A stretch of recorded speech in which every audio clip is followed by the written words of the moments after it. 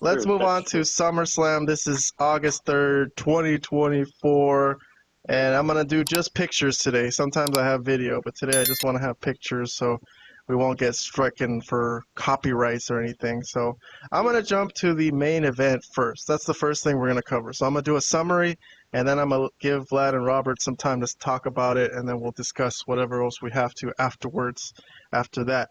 So Cody and Solo was the main event. Solo, the man here, just over a year after debuting in WWE from NXT. Now he's the main event of SummerSlam for the WWE title against Cody. So here he is. I'm going to just narrate through some photos. If you're on YouTube, you can watch this. If you're on audio podcast, I'll try to describe it best as I can. But they cut back to Cody in the back. He's in his fancy RV, and he walks his dog to the ring. So very baby face, right? What good guy doesn't have a dog? But I don't think that's such a babyface move to have a dog. I mean, even the most evil, hardened of criminals would love a dog, man. Everyone loves dogs. But anyways. Dogs are great. Yes, of course. Vlad's one of Vlad's favorite, Arn Anderson, back in WWE. I guess he escaped from AEW somehow, but he was here to give Cody a little pep talk before the match. He told him help was on the way, so I guess that let the fans know that Randy Orton and KO or someone else were on the way, but I don't know. I didn't think much of this backstage segment. I mean, it's cool to see Arn. I love Arn. But anyways, I'm going to move on to the match. And I'm not even going to talk about most of the match. It was a Bloodline Rules match. Here's Cody coming in with that skull helmet, which Robert thought was cool when we were watching it. But yeah. Okay, the match itself. A lot of holds for the first 15 minutes. I mean, we all knew we were all waiting for the Bloodline interference because the night before on SmackDown, on a good segment that Vlad actually praised on his review, that Cody and Solo decided that it was going to be Bloodline Rules the night before in their final face-off. So the fans were just, kind of giving it nice. They were being nice because we all knew that they were just going to tussle for a few minutes. And then Cody's first crossroads came in, and that's when Tama Tonga and Tonga Loa came in. No Jacob Fatu yet, but they couldn't put Cody away. So they tried to pin him, but he still kicked out even after a beating from those two guys. And KO's music hit. So here we go. These guys have been out hurt. KO and Orton have been out hurt, but they made it back just in time for SummerSlam, huh? Very lucky timing there. But so here's KO running down that long-ass entrance ramp to come help Cody. At least he ran, though. He tried to run. But I think he got beaten up by Tama Tonga and Tonga Loa, so it was 2-on-1. So he tried for a minute, but they got the best of him. And then that's when Randy Orton's music hit, and he's, running down the ramp, high-fiving the fans on the way down there. He should have done the Jeff Hardy dance. Oh, my God, yes. That would have been perfect. If Jeff Hardy was there, he definitely would have done it. I mean, the way they play their music is kind of silly, but, it is a spectacle for the fans, so they had to introduce these guys. And then Tama Tonga, Tonga Loa, and KO and Randy Orton fight off into the crowd, and they leave Solo and Cody to continue fighting in the ring.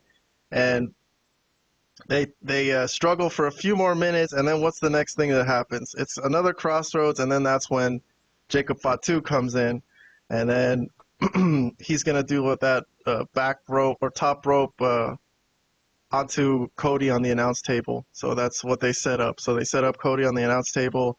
Jacob Fatu goes up there and does the dive like he did on SmackDown. But this time, I guess either kayfabe or not kayfabe, he hurts his leg. And I was hearing some people talk about how it might have been fake just so they could get him away from Roman and they didn't have to do the Roman Jacob Fatu tussle yet.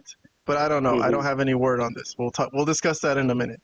But as for the rest of the match, Jacob Fatu tells Solo to continue on and finish Cody off. Solo gets in the ring. He can't do it. Cody kicks out. And then that's when the Roman Reigns music hits, and everyone was waiting for this. I think it was the most expected thing. Expected surprise, I guess, if you could call it that. Is that a thing? An expected surprise? So Roman came out. He's got an OTC shirt on. At the beginning, we didn't know what that was, but I guess it's supposed to mean the original tribal chief. just like AJ Styles is the leader of the original club. You know, the OC. Okay. Yes. I don't know. I don't know if that's creative or interesting, but okay. So Roman comes in, and much to my chagrin, because I was rooting for Solo in this match, he just Superman punches Solo, and that was the end. He gives Cody a stare, like, you know, he could have done something to him, but he didn't. He was here for Solo, because Solo had been the one to take the reins of the tribal chief, and that's where Cody finishes him off and pins him with one last crossroads, staring down Roman Reigns, and Roman gives Cody one last stare, and then the thing that Vlad wanted me to bookmark was Solo Sikoa's angry face, and that's exactly how I felt. That literally like summed up my feeling, because I wanted this to be the night that Solo got made so badly. I thought he was so cool in the build up to this.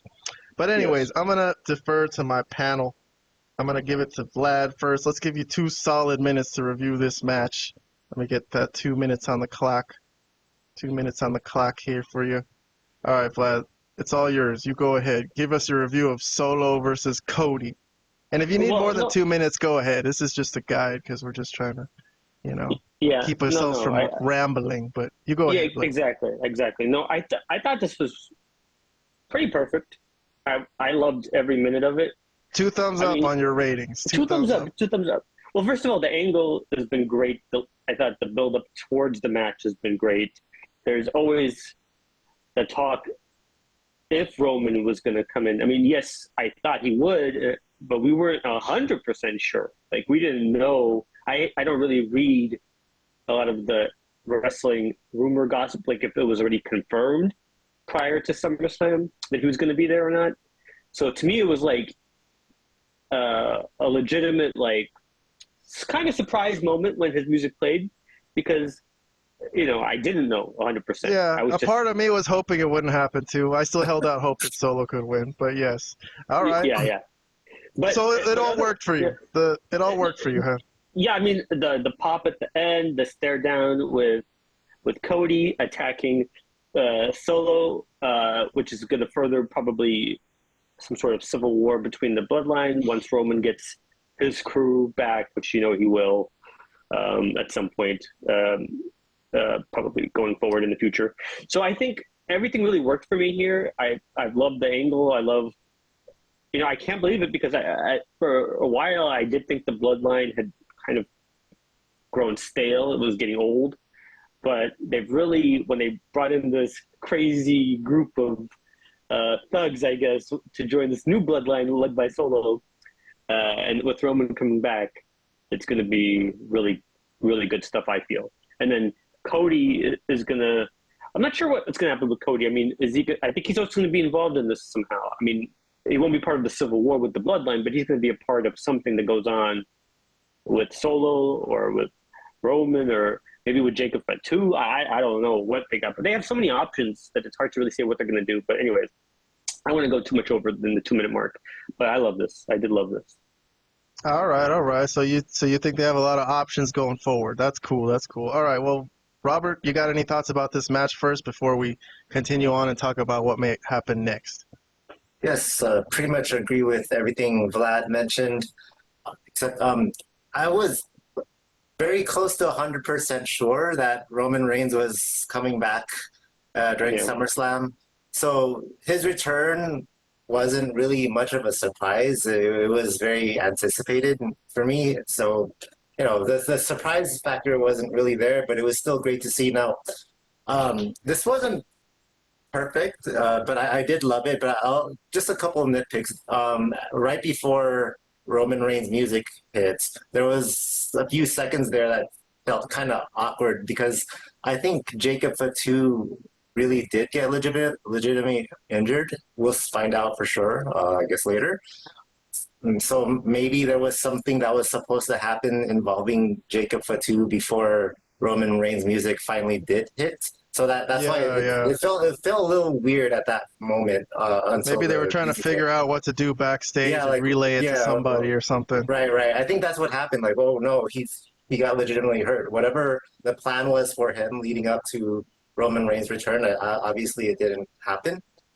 If that was the plan, I don't know. And then the other thing is, when Roman Reigns' music hit, it was a little bit different. So it took me a few seconds for me to register like 100% sure, like, oh, that really is Roman Reigns. But when it was obvious it was him, like, oh yes, thank goodness. Now, even though it wasn't a shocker, this was something that I felt like it really needed to happen. So I'm glad. I'm glad he's back. It does open up a lot of opportunities. For sure, a bloodline civil war, which I would assume will culminate in Survivor Series and a war games type of match, where I'm assuming Roman Reigns will reunite with the Usos and call me crazy. Why not Sami Zayn as well? That might be a little far fetched, but I think Oh my God. just to make that reunion a little more oozy, why not? Oh my God. All right. Well, you guys already kind of got to it then, that you guys see the possibilities of endless storylines here. I thought it was also, to be honest, it was a good spectacle. I thought the ending was a little lazy, that Roman just shows up and Superman punch. I mean, like Robert said, maybe there was supposed to be something else. Maybe there was supposed to be a tussle with him and Jacob Fatu or a stare down or something. I don't know. Probably. Also, in my own little measly mind, I kind of had this dream that Solo was going to win and get made today, so I was looking forward to that. And, kayfabe-wise, it bothers me that Roman didn't show up for all these weeks. After Solo's been talking crap, he beat up Paul Heyman weeks ago. Now he chooses the time to come back at SummerSlam. Okay. I was not happy to see Roman. I don't care about Roman. I think wrestling is doing just fine without Roman. Whatever. They ruined the night for me. What? I mean, sure, they're doing just fine, but they'll definitely do better with Roman. Yeah, sure, okay. It's not what I wanted to see, though. If Roman was going to come back, star in the industry, but yeah, okay. I mean, Cody's the biggest star now, by the way. But okay. I don't know. That's debatable. That really is debatable, but yeah. Okay, well, look, he just ruined my dream of seeing Solo become champion. I felt like Solo here, but that's just me, okay? Otherwise, I thought it was fine.